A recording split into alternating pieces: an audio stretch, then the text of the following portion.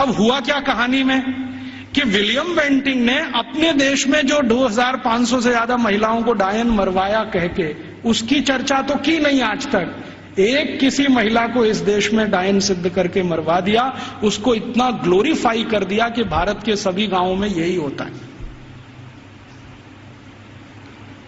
और William Bentinck को तो कुछ समझ भी नहीं थी, अकल भी नहीं थी।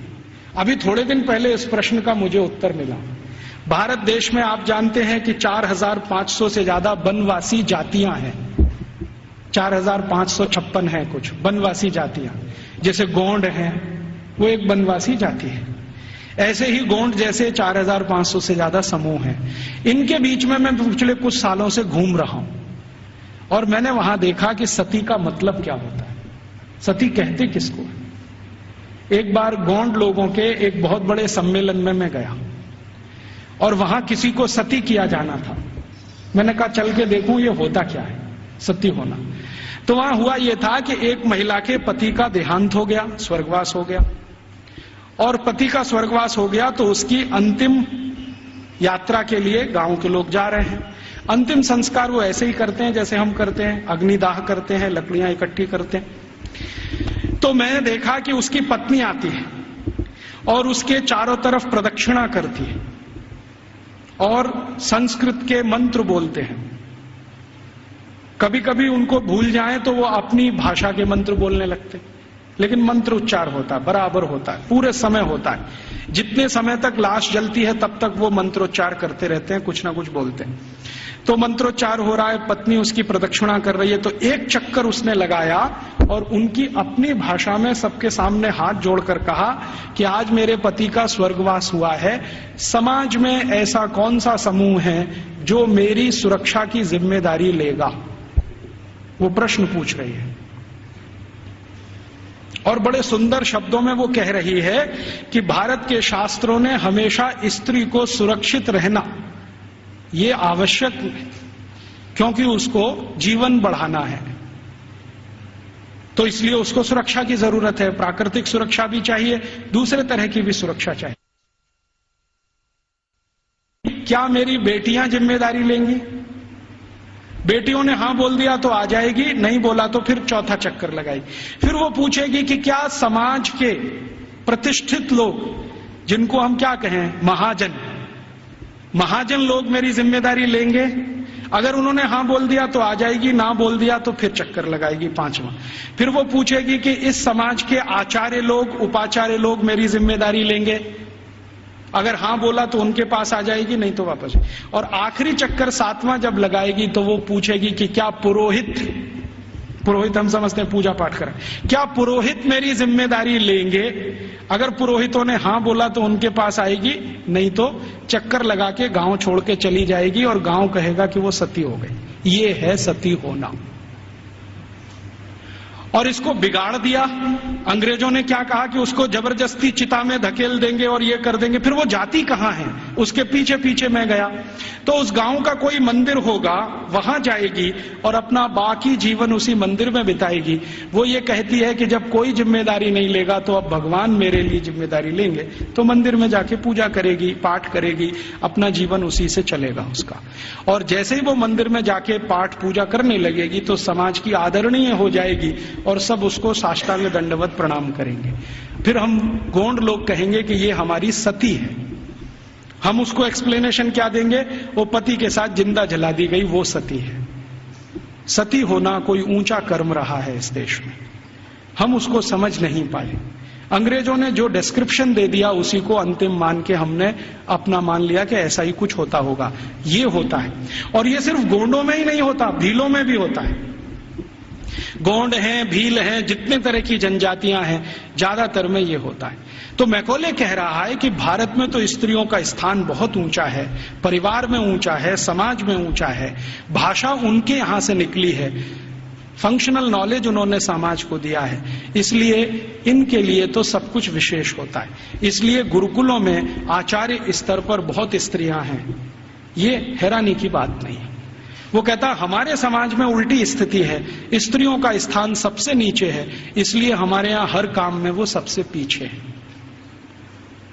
तो इस तरह की कुछ बातें हैं जो मैकॉले के डॉक्यूमेंट्स बताते हैं, और विलियम एडम ने इससे भी ज्यादा कुछ खोज की है और उसके डॉक्यूमेंट्स इससे भी आगे की कई बातें बताते हैं कि भारत के ये जो गुरुकुल हैं, इन गुरुकुलों का योगदान क्या है समाज में।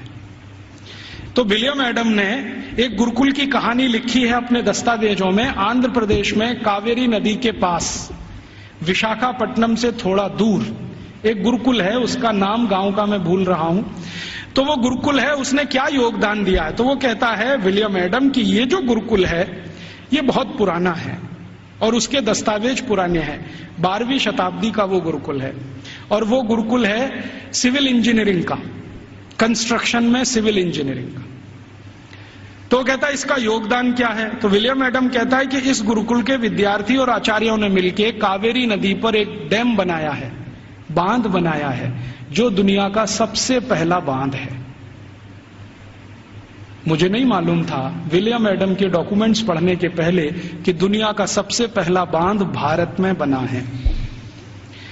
फिर जैसा उसने डिस्क्रिप्शन दिया है उसको खोजते खोजते मैं पहुंच गया एक दिन और अपनी आंखों से देख के आया कि वो डैम अभी तक जीवित है। उस डैम पर तेलुगु भाषा में एक पत्थर लगा हुआ है जिस पर तारीख है सन 1238 में वो बना है। आज से लगभग 800-825 साल पुराना है। और वो डैम की विशेषता क्या है? पत्थर और चूने से बना है। और आप जानते हैं दक्षिण भारत में सबसे ज्यादा प्रवाह वाली नदी है कावेरी। कावेरी जो है ना पेरेनियल रिवर है, साल के 12 महीने पानी रहता है उसमें और पानी का फ्लो सबसे तेज है और पानी का दबाव भी उसका सबसे तेज है। तो कावेरी नदी पर जहां सबसे तेज गति से पानी बहता है उस नदी पर बांध बना दिया। बांध की लंबाई कितनी है और उसकी चौड़ाई कितनी है? लगभग 1 किलोमीटर 1.5 किलोमीटर के आसपास उसकी लंबाई है। 1.5 किलोमीटर लंबा बांध है। और बांध बनाया कैसा है? ऐसा है जैसे जेड होता है ना, जेड ऐसे फिर ऐसे फिर ऐसे फिर ऐसे फिर ऐसे जेड शेप में पूरा बांध है। तो वो वर्णन कर रहा है विलियम एडम कि ये गुरुकुल के विद्यार्थी और आचार्यों ने बनाया है। इसकी विशेषता क्या है? तो विशेषता ये है कि ये जेड शेप में है। जेड शेप में क्यों बनाया? स्ट्रेट लाइन में क्यों नहीं बना दिया? एक रेखीय रेखा में क्यों नहीं बना दिया? तो कहता है इसका जवाब मुझे नहीं मालूम क्यों बनाया। बहुत दिन मैं भी सोचता रहा कि ऐसा क्यों है। अब मेरे समझ में आया थोड़े दिन पहले कि ये जब सीधी रेखा में आप कोई दीवार बनाए और पानी बहुत तेज गति से आए तो दबाव इतना ज्यादा है कि बहुत जल्दी वो टूट जाएगा। लेकिन अगर आप उसी सीधी रेखा की दीवार को ऐसे ऐसे कर दो तो पानी का प्रेशर डाइवर्ट हो जाएगा और वो डैम कभी भी नहीं टूटेगा। अब समझ में आया कि वो 825 साल से कैसे जिंदा है। तो वो बोल रहा है कि ये एक गुरुकुल ने बनाया हुआ है और वो गुरुकुल विशाखापट्टनम के नजदीक कभी चला करता था। मैं जब गया इसको देखने के बाद हैदराबाद लौटा तो उनकी जो आर्काइव्स है उसमें गया तो आर्काइव्स में उसके डॉक्यूमेंट्स मुझे मिल गए और गजट में भी इसके बारे में वर्णन है। तो वो कह रहा है विलियम एडम कि भारत के गुरुकुल में पढ़ने वाले विद्यार्थी और उनको पढ़ाने वाले आचार्य कितने समाज के काम करते हैं उसका ये नमूना है। राजा डैम नहीं बनाते, विद्यार्थी और उनके अध्यापक मिलकर डैम बना देते हैं। और विलियम एडम लिख रहा है कि भारत में ऐसे हजारों तालाब गांव-गांव में विद्यार्थियों ने और उनके अध्यापकों ने बना दिए। ऐसी हजारों गौशालाएं गांव-गांव में विद्यार्थियों ने और अध्यापकों ने बना दी। ऐसी हजारों समाज उपयोगी चीजें जैसे धर्मशालाएं, कुएं, पानी की रहट, ये सब विद्यार्थियों ने अध्यापकों के साथ मिलकर बना दिए। तो विलियम एडम कह रहा है कि भारत के गुरुकुल सिर्फ शिक्षा का केंद्र या विद्या का केंद्र ही नहीं है। ये गुरुकुल अपने विद्यार्थी और अध्यापकों के साथ मिलकर समाज के इतने बड़े काम कर रहे हैं जो वर्षों वर्षों तक भारत के लोगों के उपयोग में आने वाले हैं। तो इस तरह की थी हमारी शिक्षा व्यवस्था। अब क्या हुआ? इस शिक्षा व्यवस्था को जब मैकॉले ने पूरे ठीक से डिस्क्राइब किया लंदन में, तो लंदन में ब्रिटिश पार्लियामेंट के सभी सांसदों ने कहा कि अगर ऐसी शिक्षा व्यवस्था भारत में है तो भारत तो बहुत समृद्धशाली है, पैसे वाला है, ये हमें समझ में आता है। कई गुरुकुलों का उसने वर्णन किया है जो कृषि विज्ञान सिखाते हैं, कृषि शास्त्र सिखाते हैं। तमिलनाडु के कई गुरुकुलों का जिक्र है जिसमें कृषि विज्ञान ऐसा सिखाया जाता है जहां 1 एकड़ में 56 क्विंटल चावल पैदा होता है, उसकी विद्या वो सीखते हैं वहां पर। आज भारत में जितने भी एग्रीकल्चरल यूनिवर्सिटीज है ना, वो 1 एकड़ में 30 क्विंटल से ज्यादा धान कभी पैदा करके दे नहीं पाए, लेकिन 1835 में विलियम एडम कह रहा है कि 1 एकड़ में 56 कुंटल धान पैदा करना तो सामान्य बात है। और ऐसी शिक्षा देने वाले, विद्या देने वाले सैकड़ों गुरुकुल भारत में। तो कुछ कृषि सिखाते हैं, कुछ मेटलर्जी सिखाते हैं, कुछ कंस्ट्रक्शन इंजीनियरिंग में सिखाते हैं, कुछ और कुछ सिखाते होंगे। ऐसे 18-20 विषयों के सारे ये गुरुकुल हैं। तो वो कह रहा है कि भारत सुखी है, समृद्धशाली है, वो इन गुरुकुलों के कारण। तो वो कह रहा है कि अब भारत को अगर गुलाम बनाना है तो इस शिक्षा व्यवस्था को जब तक हम तोड़ेंगे नहीं तब तक भारत गुलाम बनता नहीं। तो फिर उसको पूछ रहा है इंग्लैंड का राजा कि अब आपके पास क्या योजना है।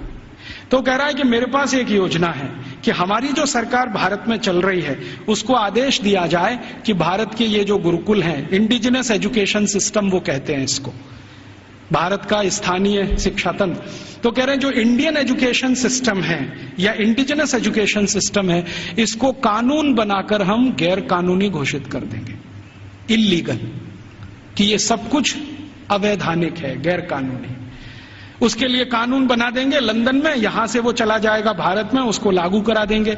थोड़े दिन में ये सब गुरुकुल बंद हो जाएंगे, क्योंकि हमारे पास जब कानून आ जाएगा तो कानून के डंडे से हम इनको बंद करा देंगे कि ये इलीगल है, बंद करो। नहीं बंद करेंगे तो दंड देंगे उनको। थोड़े दिन में दंड देते देते अपने आप बंद हो जाएंगे। तब अंग्रेजों की संसद ने एक कानून बनाया जिसका नाम है इंडियन एजुकेशन एक्ट, और वो पारित हुआ, बाद में भारत की संसद में पारित हुआ और उसको लागू किया गया। तो उसमें तय ये किया गया कि जितने भी गुरुकुलों में संस्कृत माध्यम से विद्या सिखाई जाती है वो सब गैर कानूनी। फिर कहा गया कि जितने भी गुरुकुलों में स्थानीय भाषाओं की मदद से, जैसे तेलुगु, तमिल, कन्नड़, मलयालम, मराठी, गुजराती, इनके माध्यम से विद्या दी जाती है वो भी गैर कानूनी। तो कानूनी क्या? कानूनी वो जहां अंग्रेजी के माध्यम से शिक्षा दी जाती है वो कानूनी। तो मैकॉले ने क्या किया, ये कानून लागू करा के फिर भारत के गुरुकुलों पर डंडा चलाया, बुलडोजर चलवाए, एक एक करके उनका नाश किया। जहां गुरुकुल बंद नहीं हो पाए वहां के अध्यापकों को जेल में डाल दिया, विद्यार्थियों को जेल में डाल दिया। कई कई जगह तो अत्याचार इतने हुए कि अध्यापकों के हाथ काट दिए गए, सिर काट दिए गए, कई कई गुरुकुलों में आग लगा दी गई, उनके पुस्तकालय जला दिए। ये सब अंग्रेजों ने अत्याचार 100 साल तक किया, 1840 से 1940 तक। इधर वो अत्याचार करते गए, भारत के गुरुकुल खत्म होते गए। दूसरी तरफ उन्होंने कॉन्वेंट स्कूल शुरू किए जो यूरोप में आज भी चलते हैं और किसी उद्देश्य की पूर्ति के लिए चलाए जाते हैं। मैं आपको एक इंटरेस्टिंग बात और बता दूं कि जो अंग्रेजी दस्तावेजों का मैं अध्ययन कर रहा हूं उसमें से एक और दस्तावेज है। ये कॉन्वेंट क्या होता है। यूरोप में एक बहुत खराब परंपरा है जो अभी 1950 तक चलती रही। जैसे स्त्रियों को वोट देने का अधिकार नहीं, स्त्रियों में आत्मा नहीं, वो बैंक अकाउंट नहीं खोल सकते, ऐसी ही एक बहुत खराब परंपरा इंग्लैंड में, फ्रांस में, जर्मनी, सभी देशों में, कि बच्चों को घर में रखना नहीं, बच्चे पैदा हुए तो अनाथ आश्रम में देना, ये उनकी पुरानी परंपरा है।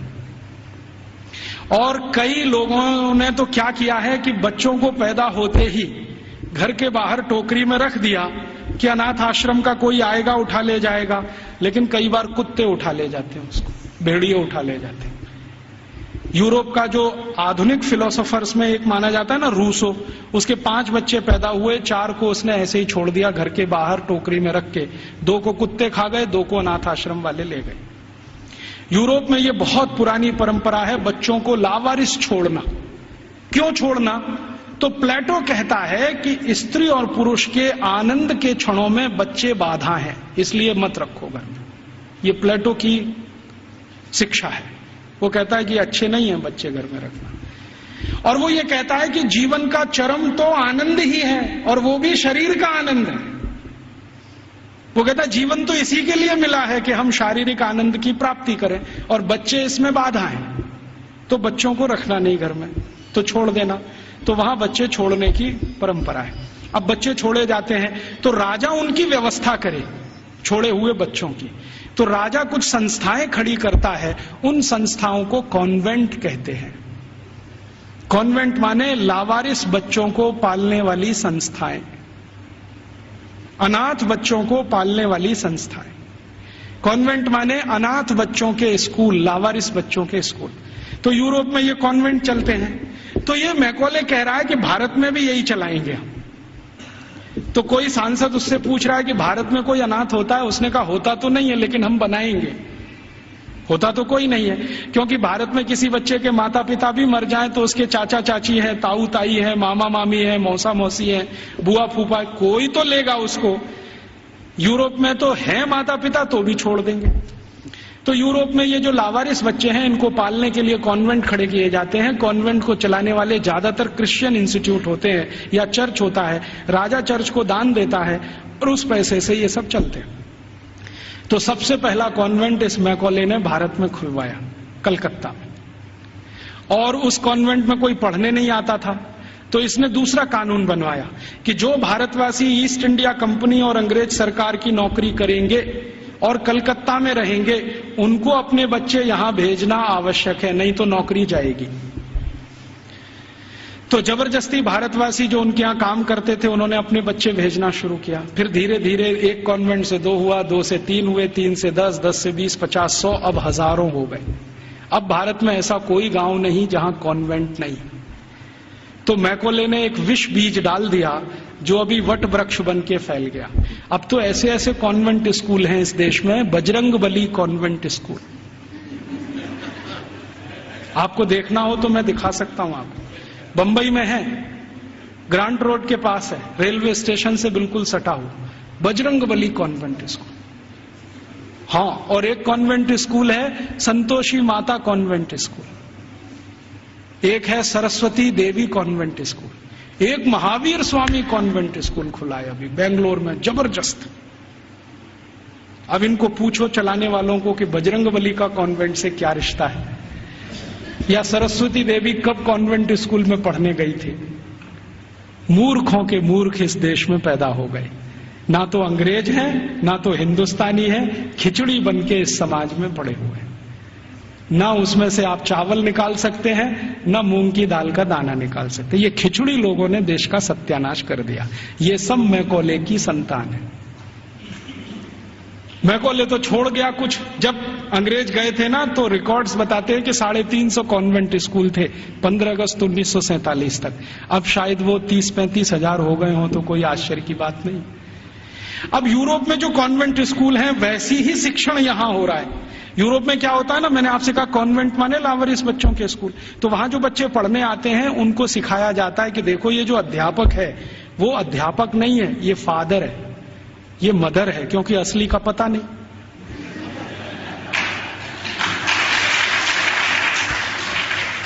असली का तो कुछ पता नहीं, लावारिस है, किसका है बाप उसका और कौन है उसकी मां।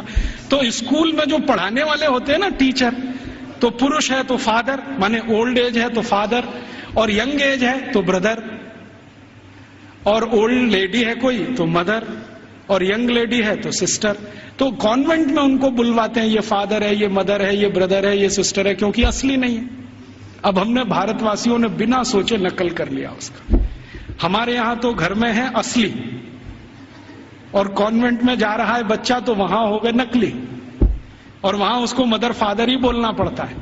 अब भारतीय परंपरा में यह है कि किसी बच्चे की 2 माताएं तो हो सकती हैं, बाप 2 नहीं होते कभी। भगवान कृष्ण की 2 माताएं थी, एक ने जन्म दिया, एक ने पाला।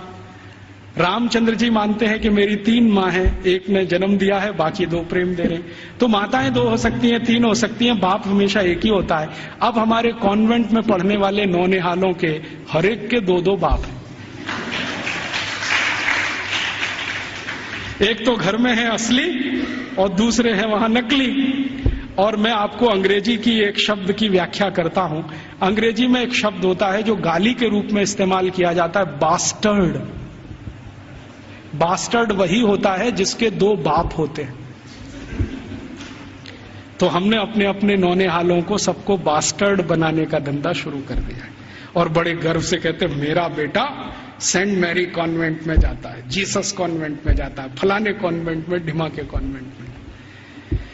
फिर उन कॉन्वेंटों में बड़ी बड़ी विचित्र विचित्र चीजें सिखाई जाती हैं। आजकल सिखाया जाता वैलेंटाइन डे, सेलिब्रेट करो वैलेंटाइन डे। ये वैलेंटाइन का किस्सा क्या है?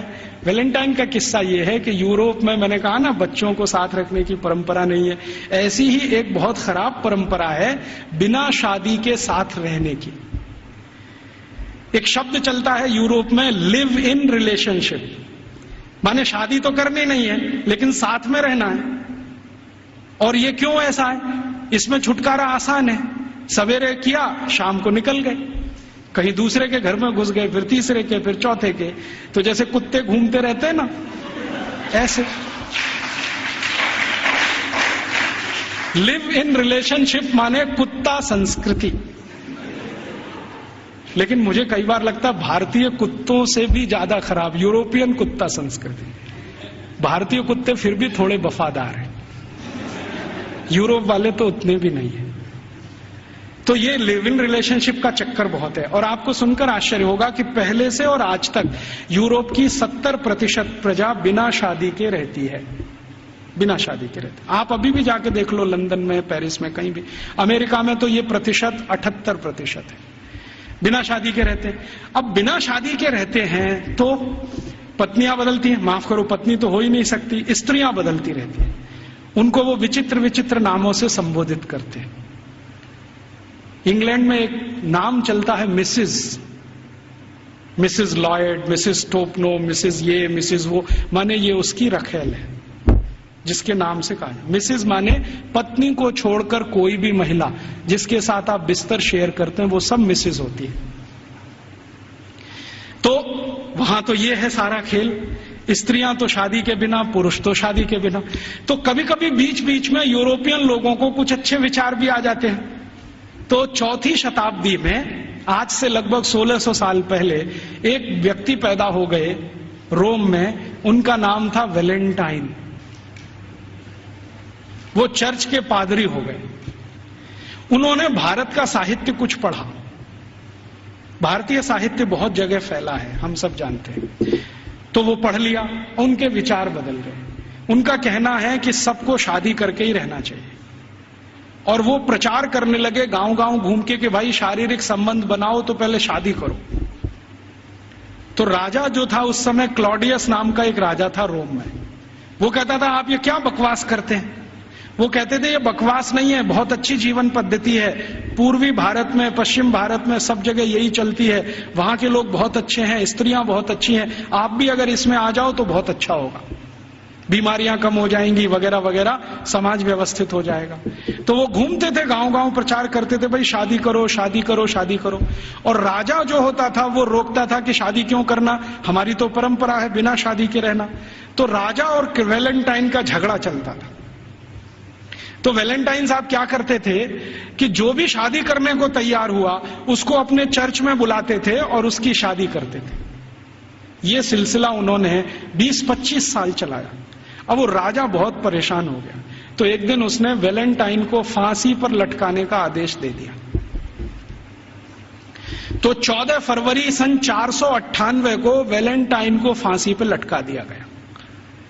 तो जिनकी उन्होंने शादियां कराई थी वो बहुत दुखी हो गए, तो उनकी याद में उन्होंने वैलेंटाइन डे मनाना शुरू कर दिया। तो ऐसे वैलेंटाइन डे आया। अब उनके कॉन्वेंट में वैलेंटाइन डे मनाते हैं, अब हमारे भी कॉन्वेंट में चालू हो गया वैलेंटाइन डे, वैलेंटाइन डे। यहां तो कोई समस्या नहीं है शादी करके रहने की, वहां तो शादियां ही नहीं होती हैं। अब हमारे स्कूलों में वैलेंटाइन डे मनाता है, तो बच्चे क्या करते हैं, ग्रीटिंग कार्ड खरीदते हैं, अपनी अम्मा को देते हैं, would you be my valentine. फिर बाप को भी दे देते हैं, would you be my valentine. इन मूर्खों को पता ही नहीं कि वैलेंटाइन थे कौन, इसका मतलब क्या है। अम्मा को पूछ रहे हैं, would you be my Valentine. अभी थोड़े दिन पहले बंबई में मैं एक बुजुर्ग आदमी को मिला जिनकी 75 साल की उम्र है। उनके पास 18 ग्रीटिंग कार्ड आए वैलेंटाइन डे पर, और सब में एक ही बात, would you be my Valentine. 75 साल के बुजुर्ग आदमी से लड़कियां पूछ रही, would you be my Valentine. ऐसा अधकचरापन है। ये सब कॉन्वेंट में से हमारे बच्चे सीख सीख के निकल रहे हैं।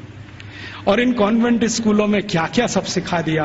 वो कहता था ना, मैकॉले ये कहता था कि ये जो कॉन्वेंट स्कूल हम चलाएंगे, इनमें शिक्षा मिले ना मिले, संस्कार अंग्रेजियत के हम जरूर देंगे। तो क्या होगा? तो कह रहा है वो कि भारतवासी जितने साल इसमें से पढ़कर निकलेंगे ना, तो वो शरीर से दिखने में भारतीय होंगे, आत्मा से अंग्रेज हो जाएंगे। फिर यही हमारी मदद करेंगे और भारत को गुलाम बनाए रखने में व्यवस्था करेंगे। तो संस्कार देना है उनको तो अपना, तो वो दे रहे हैं। अब वह जो कॉन्वेंट में वैलेंटाइन डे सिखा दिया, फिर उन्होंने पता नहीं मदर्स डे सिखा दिया, फादर्स डे सिखा दिया। मदर्स डे पता है क्या होता है यूरोप में?